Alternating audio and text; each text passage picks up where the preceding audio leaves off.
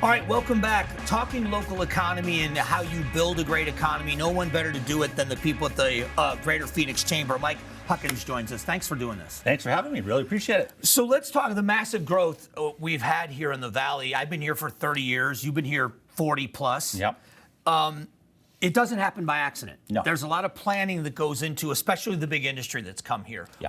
What role do you play in that at the Greater Phoenix Chamber? Yeah, so our role in the overall economy of bringing businesses here is more, they have different organizations like GPEC, for example, that are responsible for bringing them here. But our goal at the Phoenix Chamber, once they're here, how do we make them succeed? How do we get them to stay here and expand their operations as we go? So how much of that is legislative? How much of that is you kind of being the liaison and working with the city councils and the county board of supervisors to make sure it's a business-friendly environment? Yeah, a lot of it is. As you know, Arizona has a great reputation and history of business-friendly regulations for the most part anyway. So our goal at the chamber is to make sure, as you said, those city council members, the policymakers at the state legislature, the county level, and even to some extent at the federal level, making sure they're passing and keeping in mind the most business-friendly policies that they can. So when I had a small business, I was an electrical contractor, and the concerns were regulation, taxation, and infrastructure. Is that still the big three when it comes to what you guys are focused on? I would say yes, and those three are very important. But I would say now another one of the bigger obstacles for business is workforce. Finding workforce in any industry now that you look at is a challenge. I'm a big supporter of the CTEDs. Yes. And I think for people that don't know, career technical education districts, trade schools is what we used to call them when we were kids. But for young people that are either going to go to college, but they want a skill to work their way through, or ones that are going to go right into the workforce, how invaluable are those to industry that's coming here to know that workforce is coming out like that? It's super valuable. We are big proponents at the Chamber of multiple pathways.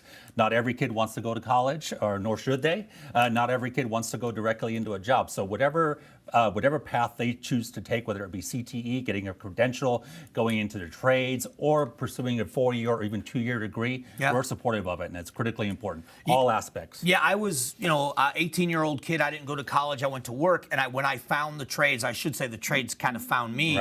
I fell into a career that I absolutely loved and kept me employed for 25 years without a college degree. And I was even a small business owner. So that pathway for some, it's an eye-opening experience for a young man or a young woman to realize there is a pathway for real success for me. There really is. And sometimes it has a sort of connotation, I'm going to go be a plumber. There's a lot of money in plumbing and electrical. So these kids, just sort of the education of getting them to know about those pathways and what opportunities are out there is great.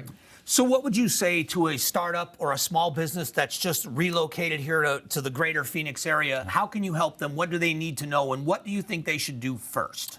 Selfishly, I'd say get involved with the Chamber or another organization that you feel passionate about.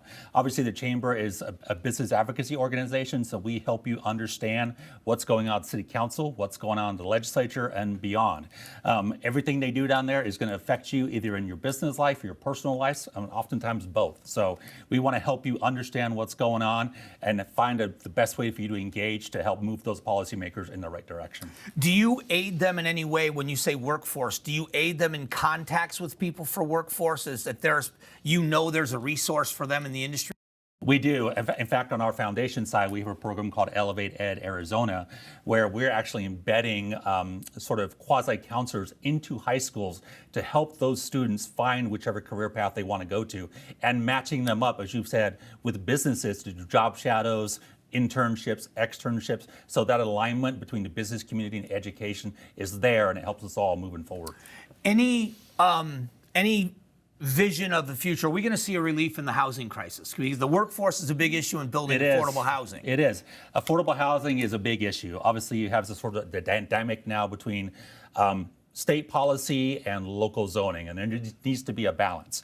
Right now, the legislature and the cities haven't found that balance yet, but there's a few bills going through the legislature this year that have some hope of that. So we're hoping they could come to a solution because, as you mentioned, housing is a big issue. You got huge impact with TSMC going up north, Intel's expanding, so affordable housing, worker housing is going to be an issue that's not going away anytime soon. Well, listen, I love the work you do. I appreciate the information. Hopefully there's businesses out there that will reach out. I hope they do. We're always welcome. All right, we'll be right back.